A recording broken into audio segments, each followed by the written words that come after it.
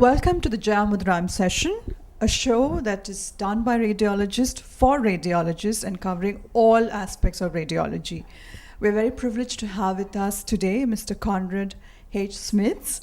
Thank you for being with us, Mr. Smitz. He is the Global Head of Ultrasound Business Philips.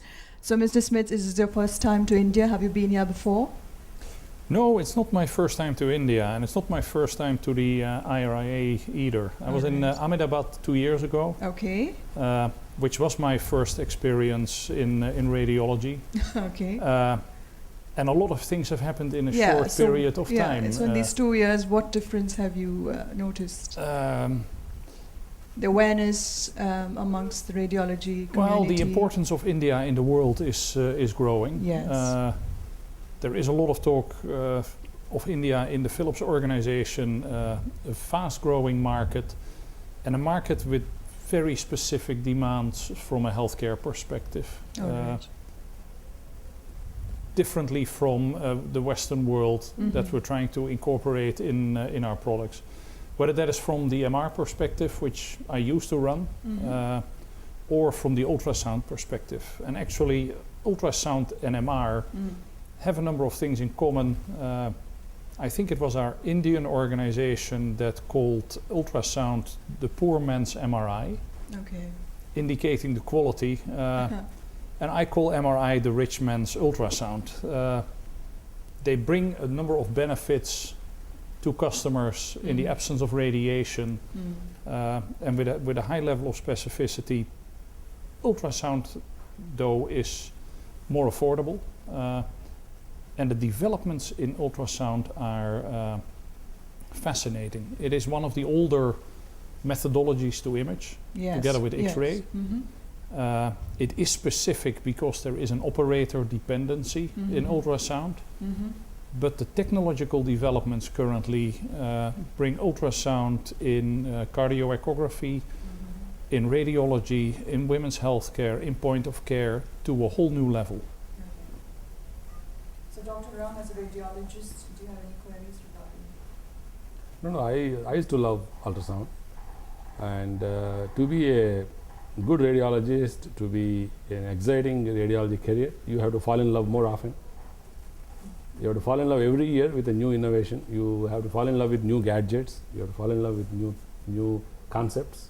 Yeah, it's a new love. Yeah, it's a new love. And then the most interesting part is ultrasound is dynamic, non-invasive, unrestricted field of view with all those landscape imaging, fusion imaging, and my focus of interest in the present day is ultrasound of the peripheral nerves,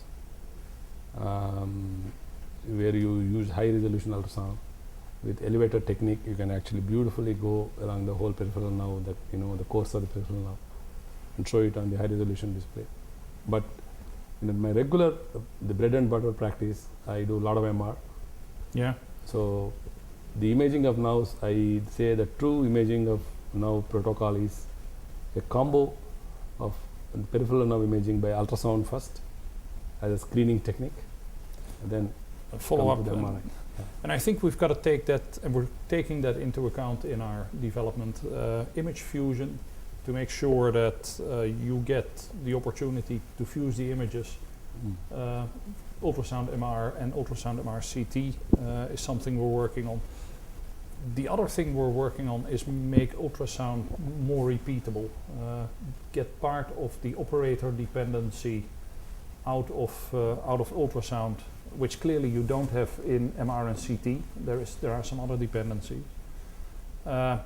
X matrix, which is our technology for volume imaging with significantly less hand motion, that allows for less operator dependency, but images as well that can be sliced the way radiologists like to look at images. And I think a big challenge for ultrasound is to get the radiologist interested in ultrasound again. No, the most interesting thing is the end user of ultrasound is only 35% of the overall ultrasound users are radiologists. A lot of sonologists, a lot of OB/GYN specialists are using ultrasound. And one of the biggest barriers of ultrasound to penetrate into the rural health market has been the issues of fetal sex determination, and Yes. which is a very, very respectable. I respect that act. So you have to make long back, an year back, we all went to Stanford and we had a lot of interactive discussions. As I'm also attached to a rural health organization, an NGO, non-government organization. One of our homeworks is to develop a no malpractice ultrasound. No malpractice ultrasound. A normal practice. No malpractice No malpractice, right? ultrasound. No Yeah. mus. No mus.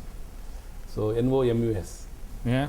In fact, I propose that the companies like yours should look into fetal sex masking and unmasking. Of course, the wish list is it is a dynamic masking at the user site and unmasking at the site where they interpret the images.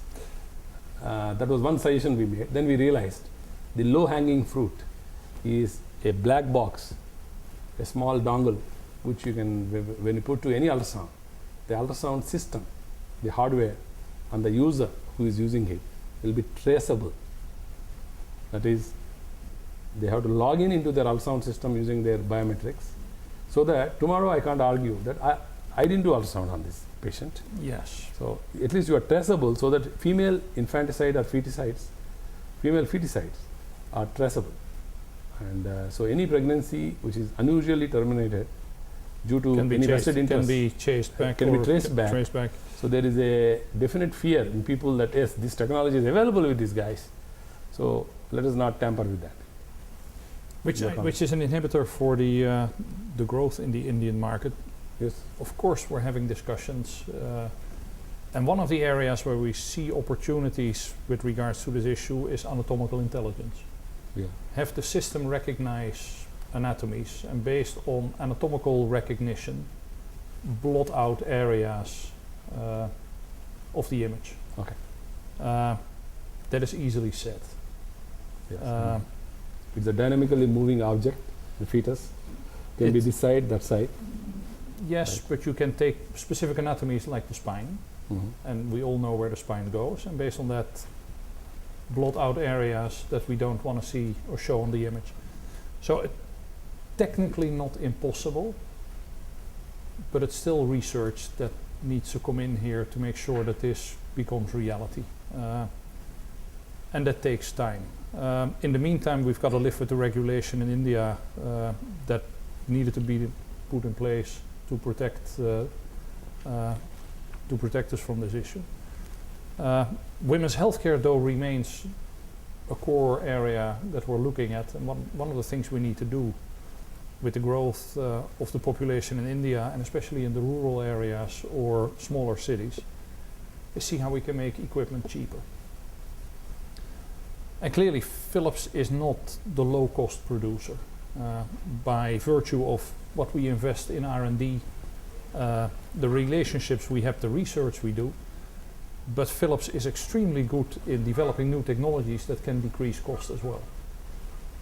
And at the convention here, we're launching a new product called ClearView, which was designed actually in India and China with the radiologists or the ultrasound community in China and the radiology and women's healthcare community in India, and gets to a significantly better value by using extreme high technology that moves part of the beamforming to the transducer, and with that makes the system significantly simpler. So we try to get to lower value, but we use high technology to get there, and technology as well that can be copied.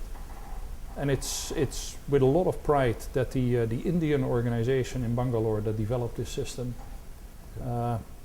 was able to bring this to market in a very short time span, and with the use of extremely high technology to bring a product for the value segment. And I think that's a unique story. Super. That means the Chinese and Indians, or Indians and Chinese, they have really pulled out a very fast R&D one. The Indians The Indians pulled okay. out Yeah, the Indians pulled out. Thank the you. R&D feed here, Absolutely. because our R&D laboratory is in Bangalore. Thank you. Brilliant. Mr. Smith. So, how early do you see this? You said you're coming up with a cheap alternative of an ultrasound accessible to the rural India, isn't it? I don't think we're there yet. Yeah. So, how soon do And you I don't think we'll envisage ever it? get there, because Okay. I know the Indian population well. You always want it cheaper to expand faster and broader. Whether this will be fully applicable to the rural areas, I've got to talk to my marketing people here. It'll allow us to expand, Yes.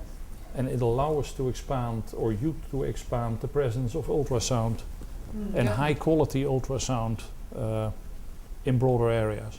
Yes. And with the inputs that he suggested, you know.